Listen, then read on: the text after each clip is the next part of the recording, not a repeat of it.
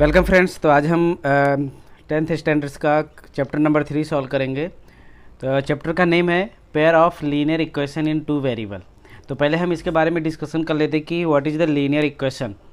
तो इसके फर्स्ट जो सेकेंड चैप्टर हमने रीड किया हुआ है उसमें हमने पॉलिनोमियल्स के बारे में डिस्कशन किया था और पॉलिनोमियल्स में हमने 3 टाइप्स के पॉलिनोमियल्स अकॉर्डिंग टू डिग्री देखे थे। कौन कौन सा था? लीनियर, क्वाड्रेटिक और क्यूबिक। लीनियर इक्वेशन और linear polynomial both are same, but यहाँ पे हमें दिया गया है 2 वेरिएबल। दैट मीन्स वहाँ पे 2 वेरिएबल होना चाहिए। जैसे वहाँ पे 1 वेरिएबल था P of x, that means 1 variable हो गया, और यहाँ पे हमें 2 वेरिएबल्स लेना है और पेयर भी होना चाहिए। उनका पेयर मीन्स 2 इक्वेशन होंगे और उसका हमें सॉल्यूशन करना है। क्या करना है? वो हमें इंटरेक्शन के अकॉर्डिंग में करना है। तो we know that the general form of linear equation ax plus by plus c is equal to 0 and a square plus b square does not is equal to 0। ये लीनियर इक्वेशन का general form है, right. अब अगर हम pairs की बात करें तो पेयर्स में 2 इक्वेशन आ जाएंगे, इसलिए the general form of the pairs of linear equation in 2 variable x and y। हमने यहाँ पे जो वेरिएबल 2 वेरिएबल बोला गया उसे हमने x और y लिया है। तो उसका जो जनरल फॉर्म होगा वो होगा a1x plus b1y plus c1 is equal to 0 and a2 x plus b2y plus c2 is equal to 0, where a1, b1, c1, a2, b2 and c2 all are real number, and a1 square plus b1 square does not is equal to 0 and also a2 square plus b2 square is not is equal to 0। तो ये हमें दिया गया है general equation of linear equation, general form of linear equation in 2 variable, right. अब आता है कुछ ऐसे में क्वेश्चन दिए जाएंगे तो हम एक्सरसाइज सॉल्व करते हैं 3.1। कुछ ऐसा सिचुएशन हमें दिया जाएगा, उस सिचुएशन के अकॉर्डिंग में हमें खुद ही लीनियर इक्वेशन बनाना है और उसे सॉल्व करना है। तो फर्स्ट क्वेश्चन हमें दिया गया एक्सरसाइज में 3.1 and first question is Aftab tales his daughter 7 years ago I was 7 times as old as you were then. Also 3 years from now I shall be 3 times as old as you will be and represent the situation algebraic and graphically। तो यहाँ पे हमें यहाँ पे condition दिया गया है और दोनों कंडीशन के अकॉर्डिंग में हमें लीनियर इक्वेशन ग्राफिकली भी फाइंड करना है और अलजेब्रिक भी फाइंड करना है। तो यहाँ पे पहले हम सपोज कर लेते हैं the present age of Aftab is x and the present age of his daughter is y, right. Aftab का प्रेजेंट एज हमने x ले लिया और उसके डॉटर का हमने y ले लिया। अब अगर हम 7 years एगो की बात करें, 7 years एगो मीन्स हो गया 7 साल पहले। 7 साल पहले जैसे मैं एक एग्जांपल लूँ कि अभी किसी का जो एज है वो 10 साल है और उस 7 साल पहले क्या रहा होगा 10 - 7 दैट मीन्स 3 years। तो ऐसे ही अगर हम 7 years पीछे जाते हैं तो एज क्या हो जाएगा? माइनस हो जाएगा। तो the age of Aftab after 7 years एगो, यानी 7 साल पहले आफ्ताब का जो एज था वो था x - 7 years और उसके डॉटर का भी ये हो जाएगा y - 7 years। अब हमें यहाँ पे कंडीशन दिया गया है, आफ्ताब ने बोला है कि 7 years ago I was 7 time age old, यानी उसने बोला है कि जितना तुम्हारा एज उस टाइम पे था उसका 7 टाइम करने पर वो मेरे एज के बराबर में होगा। तो यहाँ पर अगर हम बात करें तो आफ्ताब का एज हमें फाइंड हो गया x - 7 और अगर हम उसके डॉटर के एज में 7 से मल्टीपल टाइम्स मीन्स होता है मल्टीप्लिकेशन, टाइम 7 टाइम से अगर हम मल्टीप्लिकेशन करते तो आफ्ताब के एज के इक्वल में हो जाएगा और इसे हम सिंप्लीफाई कर लेते हैं जिससे हमें एक इक्वेशन मिल जाएगा x - 7y + 42 is equal to 0, right. This is the first equation. Now second अगर कंडीशन की अगर हम बात करें तो सेकेंड कंडीशन में हमें दिया गया है आफ्टर 3 years, यानी 3 साल के बाद में। तो 3 साल के बाद में पहले हम फाइंड कर लेते कि आफ्ताब का एज क्या रहा है और उसके डॉटर का एज क्या है। तो 3 साल के बाद में जैसे मैंने एग्जांपल दिया था एगो के लिए, उसी तरह से अगर हम आफ्टर की बात करें तो यानी बाद में किसी का एज अभी अगर 10 साल है तो 3 साल के बाद में क्या होगा 13, तो हम प्लस कर देते हैं। तो यहाँ पर भी हम प्लस कर देंगे तो x + 3 और y + 3 और अकॉर्डिंग टू कंडीशन आफ्ताब ने क्या कहा है कि 3 टाइम्स मोर देन, तो 3 टाइम्स यानी 3 से मल्टीपल कर देते, जिससे हमें फाइंड हो जाएगा ये second equation x minus 3y minus 6 is equal to 0। ये हो गया सेकेंड इक्वेशन। तो ये जो इक्वेशन हमने फाइंड किया ये अलजेब्रिक इक्वेशन है, right. x minus 7y plus 42 is equal to 0, x minus 3y minus 6 is equal to 0। ये हो गया अलजेब्रिक इक्वेशन। अब अगर हमें ग्राफिकली फाइंड करना है तो ग्राफिकली फाइंड करने के लिए हम इक्वेशन को पहले फर्स्ट इक्वेशन को सॉल्व कर देते हैं। तो फर्स्ट इक्वेशन में हम y इक्वल टू 6 रखते हैं, जिससे हमें x की वैल्यू 0 मिल जाए। अब यहाँ पे ऐसा नहीं है कि जो मैंने नंबर रखा है, जो मैंने वैल्यू लिया है वही आपको लेना है, ऐसा कुछ नहीं है। आप यहाँ पे कोई भी वैल्यू रख के फाइंड कर सकते हो। सिर्फ हमें पर्टिकुलर एक 1 बाई 1 करके कोई भी वैल्यू रखना है और दूसरे वेरिएबल्स का फाइंड करना है। तो यहाँ पे मैंने y इक्वल टू 6 रखा, जिससे हमें x इक्वल टू 0 फाइंड हो गया। y इक्वल टू 7 रखा, जिससे मुझे x इक्वल टू 7 फाइंड हो गया। y इक्वल टू 5 रखा, जिसे माइनस 7 फाइंड हो गया x। तो इस तरह से हम टेबल बना देते जिससे हमें इजीली हम इसे समझ सकें। हमने x की वैल्यू 0 लिया तो 6 आया, x की वैल्यू हमने 7 रखा तो 7 आया, माइनस 7 लिया तो 5 आया, राइट। इसी तरह से हम सेकेंड इक्वेशन को भी सॉल्व कर देंगे। इसमें पर्टिकुलर कोई भी वैल्यू रखकर हमने सेकेंड वेरिएबल x की वैल्यू फाइंड कर लिया और इस तरह से हम टेबल ड्रॉ कर देते।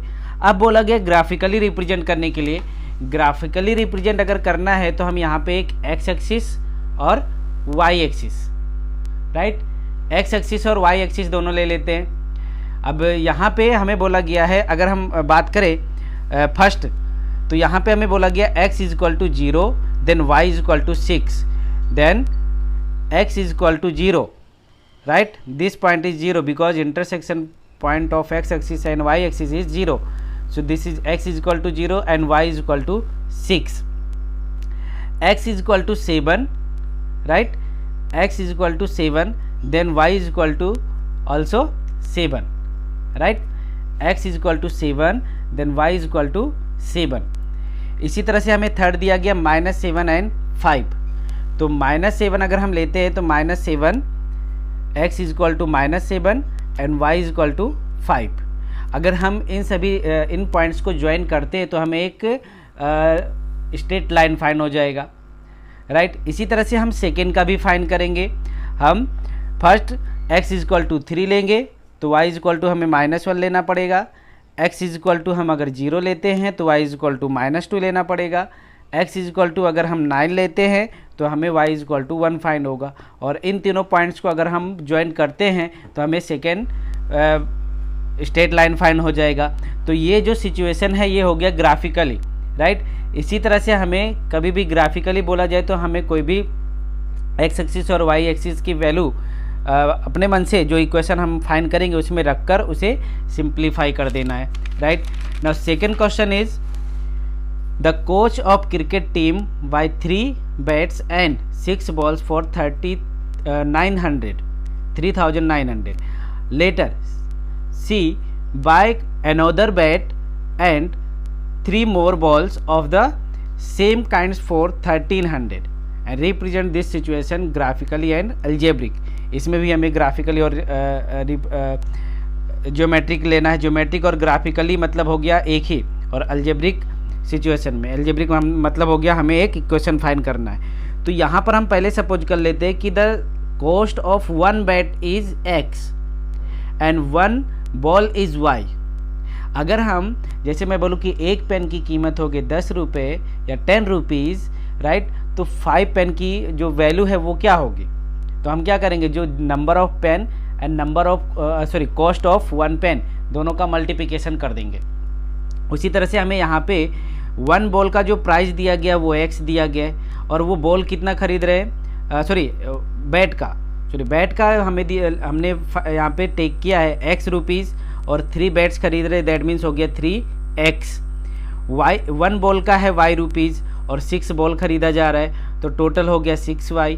और अगर हम टोटल की बात करें, बैट और बॉल दोनों मिलाकर कितना रुपया खर्च किया गया खरीदने के लिए, तो हमें फाइन है टोटल 3,900, जिसे हमें फाइन हो जाएगा एक इक्वेशन 3x + 6y = 3,900। इसमें से 2 हम कॉमन निकाल देते हैं। तो सॉरी 3 कॉमन निकाल देते हैं, तो 3 कॉमन निकालेंगे जिससे हमें फाइंड हो जाएगा x plus 2y plus equal to 1300।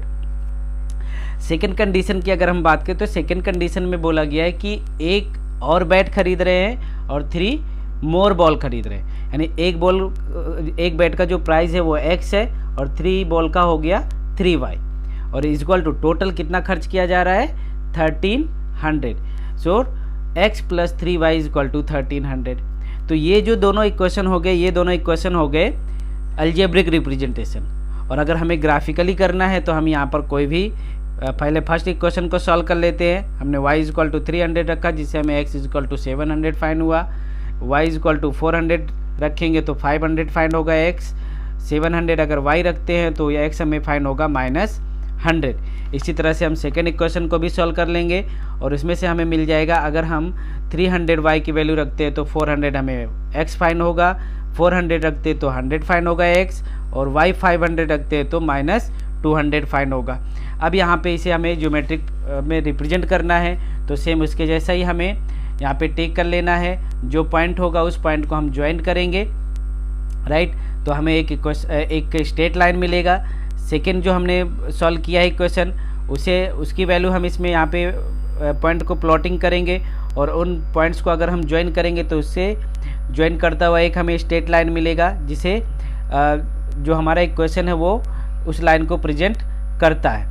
अब यहाँ पे हमने 100 लिया है, तो यहाँ पे हमें स्केल लिखना पड़ेगा। x and y axis, both axis को हमने 1 सेंटीमीटर इक्वल टू 100 रुपीज़ लिया हुआ है।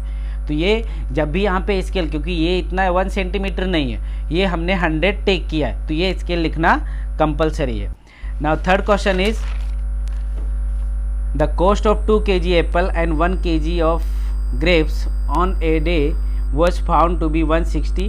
After a month, the cost of 4 kg the apple and cost of apple and 2 kg of grapes is 300 and represent this situation algebraic and geometrical। तो यहाँ पे हम 1 kg का सपोज कर लिया, 1 kg एप्पल का हमने सपोज कर लिया x रुपीज़ और 1 kg ग्रेप्स का हमने सपोज कर लिया y रुपीज़।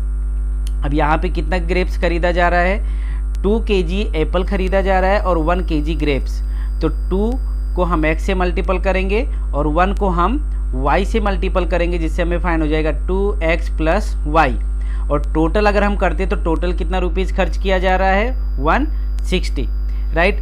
सेकेंड सिचुएशन की अगर हम बात करें तो 4 kg एप्पल खरीदा जा रहा है और 2 kg ग्रेप्स खरीदा जा रहा है। तो 4 को हम x से मल्टीपल करेंगे और 2 को हम y से मल्टीपल करेंगे और टोटल कितना रुपीज़ खर्च किया जा रहा है 300।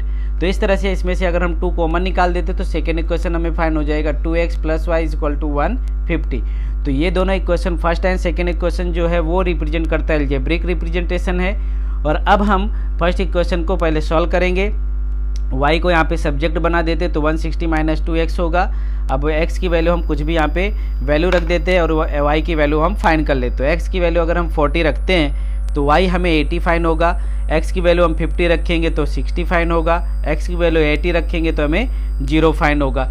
इसी तरह से सेकेंड इक्वेशन में हम y को सब्जेक्ट बनाते तो 150 माइनस 2x होगा। इसमें भी हम x इक्वल टू 50 रखते तो 50 फाइंड होगा y, x 60 रखते तो 30 फाइंड होगा और x अगर हम 80 रखते हैं तो -10 फाइंड होगा। अब इसे ग्राफिकली अगर हमें रिप्रेजेंट करना है तो इसमें भी हमने क्या किया है कि 1 सेंटीमीटर, राइट, स्केल जो है ये x axis and y axis 1 centimetre is equal to हमने यहाँ पे 10 रुपीज़ रखा है। तो यहाँ पर हमने 10 रुपीज़ रखा। अब ये जैसे हमने फर्स्ट इक्वेशन सॉल्व किया है तो जो भी पॉइंट्स आए उन्हें प्लॉट करेंगे और उन्हें ज्वाइन करेंगे तो हमें एक स्ट्रेट लाइन फाइंड हो जाएगा। और सेकेंड जो हमने इक्वेशन सॉल्व किया है, जो पॉइंट फाइंड किया है, उन पॉइंट्स को अगर हम प्लॉट करते हैं तो हमें सेकेंड लाइन फाइंड हो जाएगा।